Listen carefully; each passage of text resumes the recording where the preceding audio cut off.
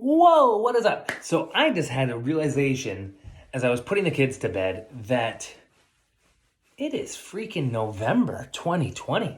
Like I think about how this year started and all the stuff that has happened this year, and like holy crap, it is almost over. We've got November and December, and probably two of the months that go by the fastest, right? You got Thanksgiving in there, you got Christmas in there, you got planning for the new year and all this stuff. Like the next 2 months are gonna fly by, and I think there's a lot of stuff still going on with 2020. It's still a lot of kind of chaos and this like overwhelming time for people, and I think it's interesting because we've got half of the country right now.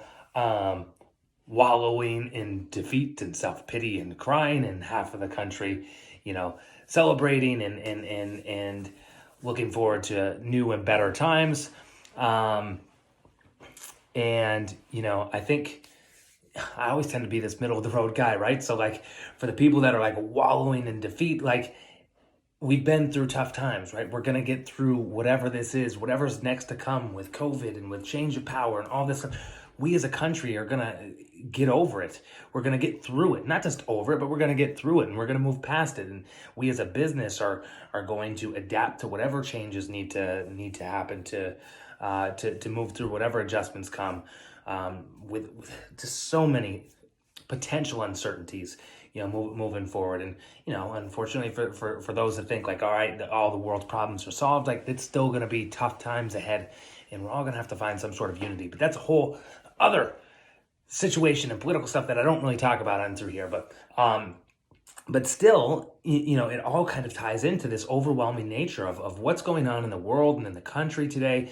And COVID is still here, and COVID numbers are running up, and I think the times are overwhelming as they've ever been for us. Especially as we relate to 2020, it's not getting, it's not going away anytime soon. A lot of the stuff that we've struggled with, and so it's important for us to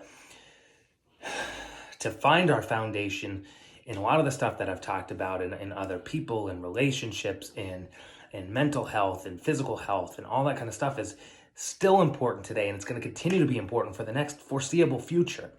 And so I wanted to kind of make this video to kind of talk a little bit about how to kind of stay, and I use the word kind of lightly, like upbeat in this overwhelming time. And it's not to say that you always have to be cloud nine positivity of like the world is freaking awesome all the time, right? Like, so we all have our ups and downs, and that happens. But how do we stay upbeat? How do we stay positive? And quite frankly, sometimes how do you even stay sane in the midst of everything that's going on?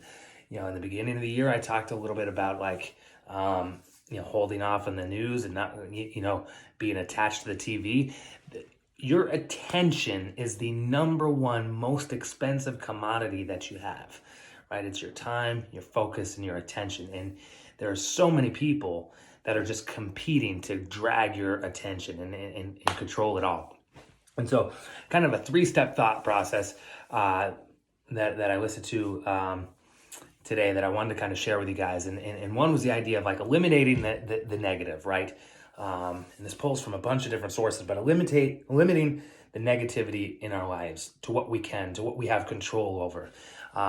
Because the voices that surround us become viewpoints, right? And we have control over the voices. We don't have control over a lot, but we do have control over the voices that we are surrounded by.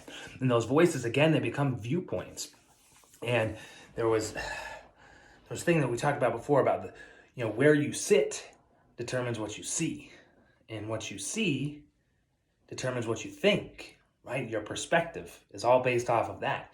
And then all of that guides into your actions. And so knowing the things that we have control over and what we don't have, but eliminating some of the negativity around us, taking it in small chunks. There's studies that show that just like even a few minutes of watching negative videos, and that can include the news, mind you, watching few minutes worth of negativity can like increase feelings of depression and anxiety and have long lasting effects. Brings us to number 2, something else that I've kind of talked about is accentuating the positive, right? And I've been working through, I don't have it in here, it's in my bedroom. Like I told y'all, it's in my bedroom. the 3 Good Things book, and I'm filling out this book, and there are some times where I struggle to kind of write something down, and there's times where I'm like writing down 5 or 6 things and writing stories within there, almost like a journal where I have, not just like weather was good today, but like a story about what portion of the day I enjoyed, and I really enjoy kind of looking back on that on a day-to-day basis. And it's kind of funny. I did that with my daughter tonight. She's crying in bed about something. It's just basically overtired. I'm like, you are so lucky. It's like, why am I lucky? And then we just talked about some of the things that have happened over the last 24 hours in our life and how lucky we actually are. Accentuating the positive, right? Fixing our focus. What we fix our focus on grows. So what do we want to grow? Do we want it to be the negativity, or do we want it to be the positivity? Doesn't mean negativity doesn't exist. Doesn't mean that our lives aren't hard. Doesn't mean that there's not difficult times ahead. Doesn't mean that we're not struggling. But what do we want to fix our focus on to grow and expand on in our life? And 3, minding our business sometimes, right? Like sometimes we can't take on all of everybody else's problems and opinions and fight every battle.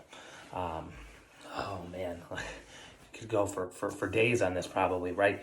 But the idea of figuring out which battles we need to fight, what values we stand for, living those values that we stand so the world sees them in us in our day-to-day activities, not taking people's clickbait into battles that sometimes we have no need to step into, quite frankly. And a couple other words I want to leave you with today.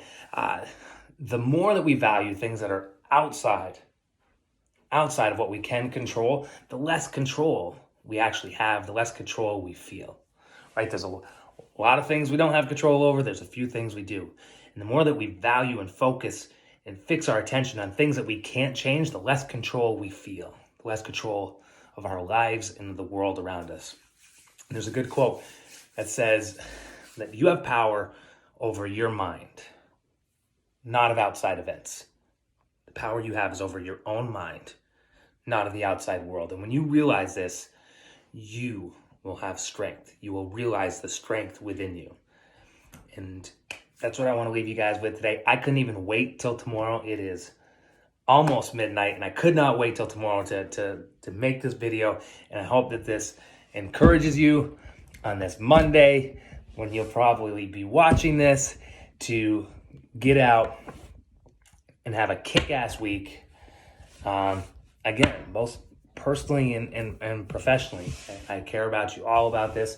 I want to make sure that I'm creating more opportunities for us to talk when we need to and not remain in our isolation. And we can talk to people that have different viewpoints and everything else. But not to just bury ourselves in negativity, not to just bury ourselves in clickbait, not to just bury ourselves in news articles, and not to get lost as an individual. We are all part of this world, and we are all part of this team, and we should all be there for each other. And I want you guys to know that I'm here for each and every one of you and whatever you guys need. I love you all, care about you all, and I hope this helps.